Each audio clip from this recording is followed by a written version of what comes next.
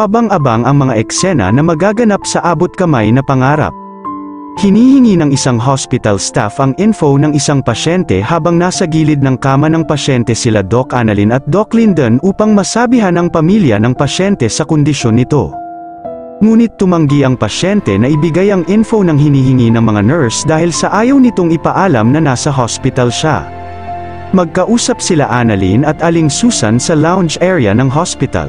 Tanong ni Aling Susan kay Annalyn, bakit bigla umano umayaw si Annalyn nung marinig nito na galing ang package umano kay Doc Carlos. Bakit nga ba ang nega-nega umano ni Annalyn kay Doc Carlos, tanong ni Aling Susan. Bakit hindi buksan ni Annalyn ang mga mata nito sa kabutihan na pinapakita ni Doc Carlos, buksan umano ni Annalyn ang puso nito? Yan ang mga katanungan ni Aling Susan dito.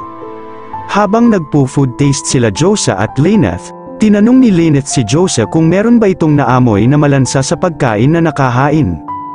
Binuksan ni Josa ang isang platong nakatikip at inalam kung ito ba ang malansang naamoy nila.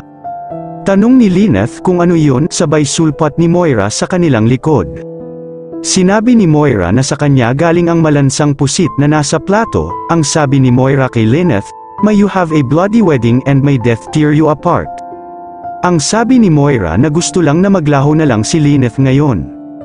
Sabay kuha ni Lyneth ng pusit sa plato at itinapon ito sa damit ni Moira.